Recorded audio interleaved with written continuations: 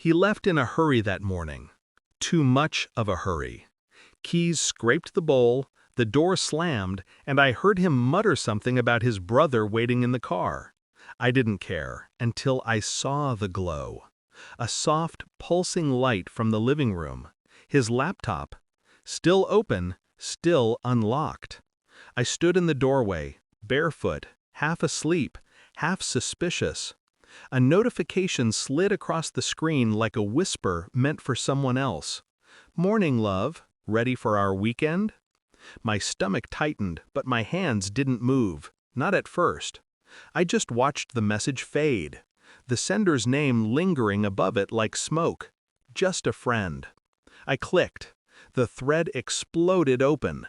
Weeks of messages, plans, nights, hotel receipts buried among jokes he never told me. Pictures I didn't want to see, but forced myself to look at anyway. Then the final message. "Can't wait to disappear with you. He'll think you're with your brother again." I exhaled. A slow, careful release of air.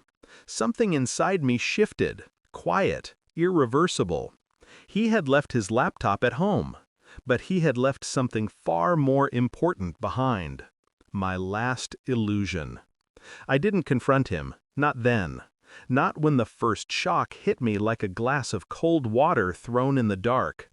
Instead, I walked to the kitchen, poured myself tea, and sat at the table with his betrayal blinking on the screen beside me. He had lied smoothly, practiced almost.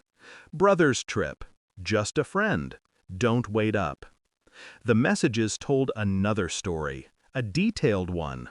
One he had rehearsed with her long enough to sound natural with me. I read until noon. Every line sliced something inside me, but none of them drew blood the way I expected. It wasn't heartbreak, not even anger. It was clarity. Cold, creeping clarity. The kind that settles in the bones like winter. He texted me around 1. A picture with his brother. Both smiling. Both wearing sunglasses. Both standing in front of a lake I knew he hated. And yet, something was off.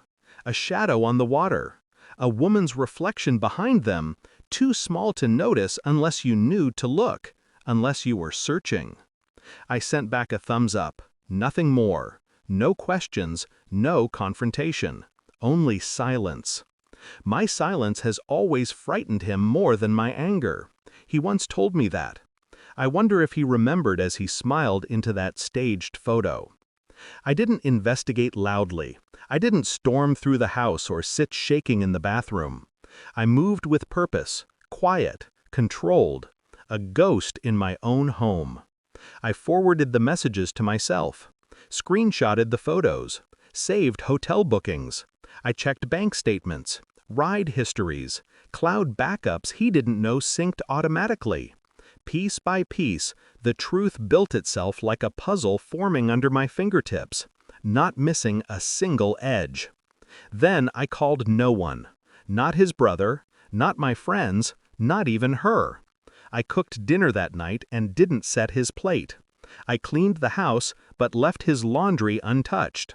I rehearsed nothing. I pretended nothing. I simply moved through the days like someone watching their life from the outside. By the third day, I stopped cooking for him entirely.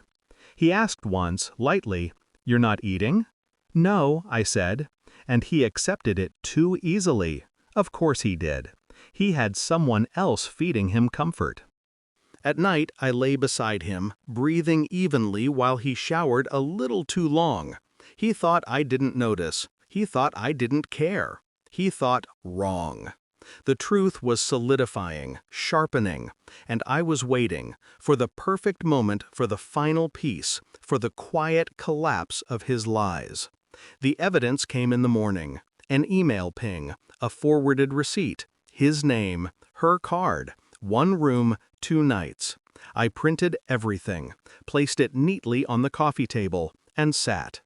He walked in after work, smelling of peppermint gum and someone else's perfume. He froze when he saw the stack of papers. "What's this?" he asked. Too fast, too sharp. I didn't answer. I only looked at him. Calm, dead calm. His eyes scanned, widened, stuttered. He whispered my name like a prayer that had already been denied. I can explain. You already did, I said quietly, just not to me. His knees gave out before his excuses did, but I didn't move, not to comfort, not to rage. I stayed still, watching him break with the same stillness he used when he lied to me. He reached for me. Instinct, desperation, habit. I stepped back, a single, small step, but it hit him harder than any scream could. I placed his laptop in front of him, still open, still showing her messages.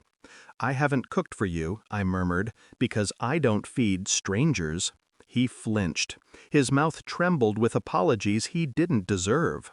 He kept talking, crumbling, begging. I let him. His words meant nothing, his tears even less. When he finally fell silent, I handed him a neatly packed bag. His clothes, his essentials, nothing sentimental, nothing of mine. You're going to her, I said. Not a question, not an invitation, a sentence. And in that moment he understood.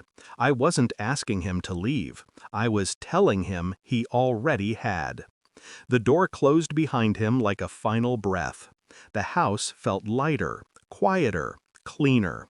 I walked to the kitchen, made myself dinner, and ate alone without the weight of pretending.